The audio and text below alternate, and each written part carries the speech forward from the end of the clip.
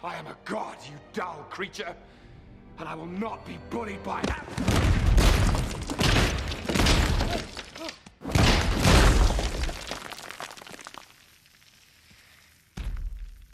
Puny god. Wow, that video is awesome. And I don't know if you guys have seen the Avengers. I hope that all of you have seen the Avengers. I'm just gonna go with the assumption that all of you have seen this video. But man, okay, so here's some background. Loki's crazy. He's like this god type guy from Asgard. He's Thor's brother. He does magic, I think. He's kind of like this weird guy. Loki's kind of funky or whatever. But anyways, he is opening a portal to another world, and Thanos' army is coming in, and they've got these big, like, mechanical caterpillars, like big creatures that are hooked into these flying things, and everybody's dying, and there's all kinds of killing happening all over the place, right? Loki is an overconfident guy right now, right? He's like, man, I am gonna win this fight. Like all the other times that Thor beat me, this is my battle. I'm gonna win, right? So then Hawkeye takes aim, and he shoots him. Loki catches the arrow, and then bam, it blows up in his face. He flies off the thing he was flying on or whatever, and he lands, and then who comes to the rescue? None other than Hulk. Hulk smash, right? Hulk takes him, punches him, throws him around for a minute, and then Loki's like, stop, I deserve respect, because I'm a god, man, right? And by the way, this is lowercase g, because they're not really God. I just thought I'd had to clear that up, okay? Whatever. And then Hulk is like, puh, whatever, son. And he takes him and he flops him around on the ground, right? Man, that was crazy. Loki had no chance, right? So here's Loki thinking he's going to be all bad and be all cruel and ridiculous and win this battle, right? But the justice of it all is that one guy had the strength to end it. One guy had the strength to bring Loki down, to put him in his place, to bring justice, right? So today we're going to talk about we're going to talk about what it means to be just. We're going to talk about justice. So let's go ahead and define it real quick. What does it mean to be just? What does it mean to have justice in our lives? Justice is defined by fairness or equality. Someone who's looking for that neutral ground and trying to make things right again. So the injustice of the situation is Loki's bringing in forces from an outside world, and the justice of it all was that Hulk ended that for Loki. He ended his ability to do this by beating him up so badly that he couldn't even move. Didn't you hear at the end of the video, he was like, ugh, right? He was like not gonna do anything else that happens there. So we're gonna talk about that here in just a second. We're gonna talk about justice and who is just.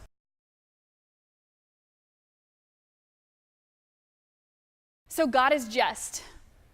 We just talked about what justice means. We talked about it being fair and equal and on even ground, right? Actions deserving certain reactions. That's what justice means. So God is just. Let's think about that for a minute. Sometimes it feels like God throws things at us that we just don't understand. Sometimes it feels like God is taking us to a place that we just don't know if we want to be there.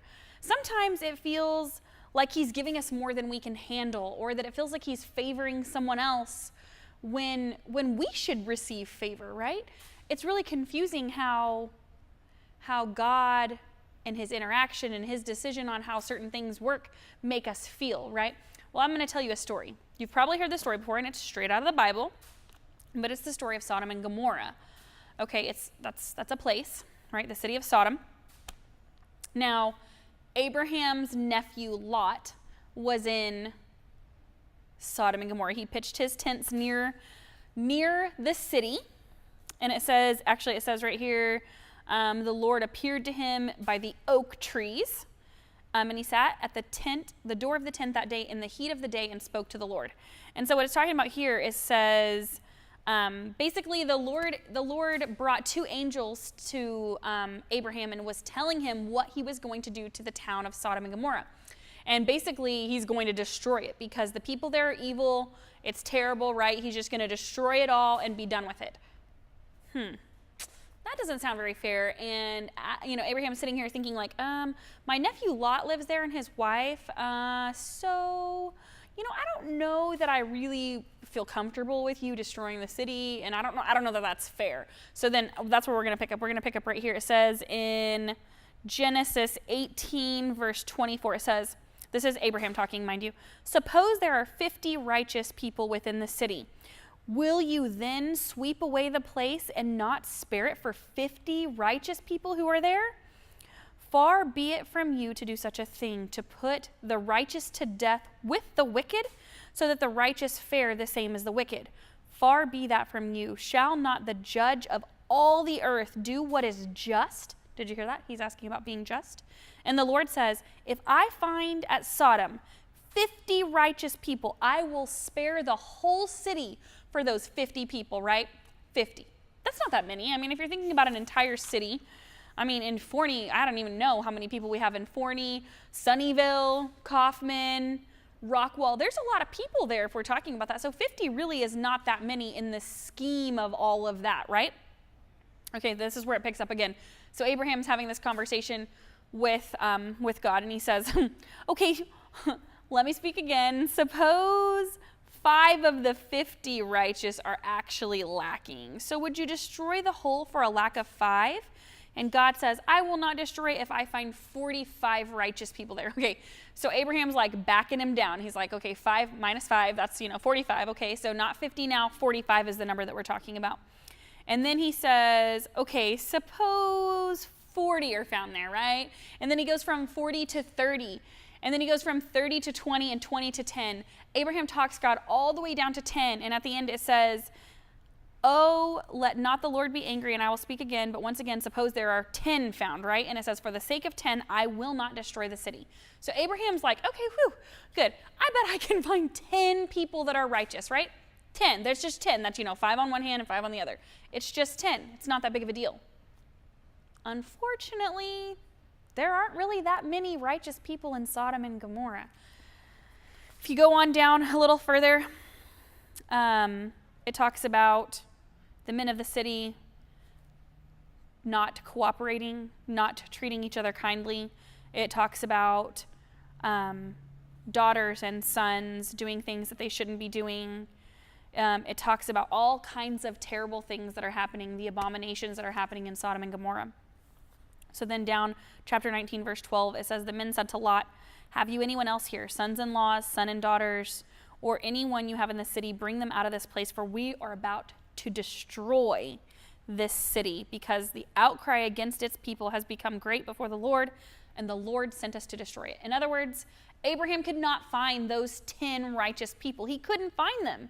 So because he couldn't find 10, the city was going to be destroyed. I feel like so far in this story, God's being pretty fair. So he said, first, I'm going to destroy the city. And then Abraham, bargained. And he was like, what about 50? And, we heard the bargaining process. And so we went all the way down to 10. And God said, okay, Abraham, if you can find 10 righteous people in this city, then I will spare this city and I will not destroy everyone.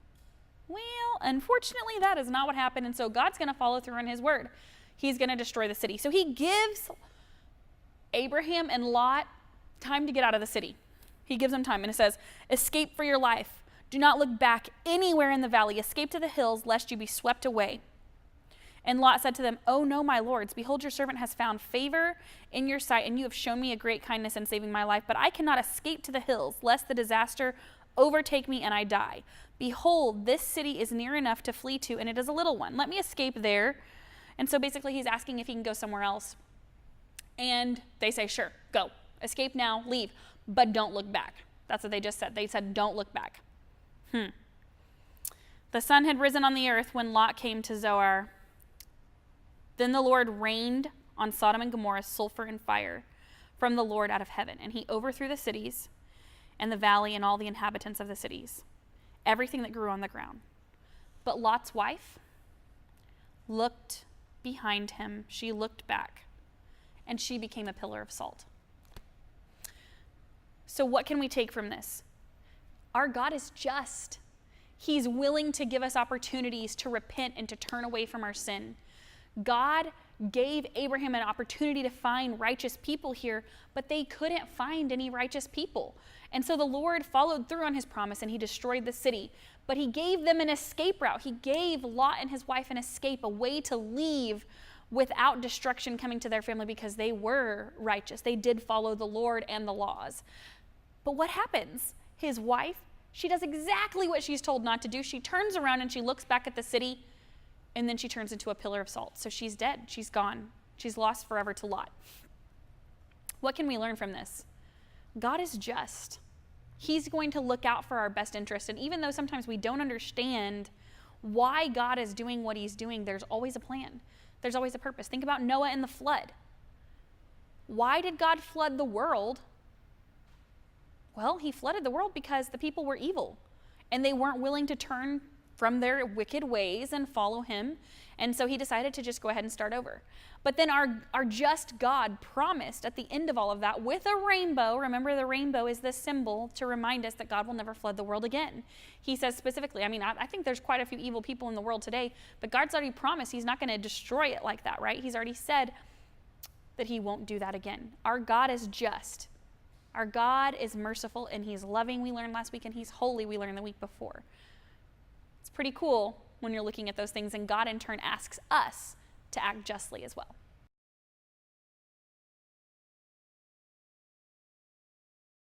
God is just. That's a hard thing to understand, right? I know we've walked through this between Loki and getting his justice and then Sodom and Gomorrah and what happened with Lot and his wife.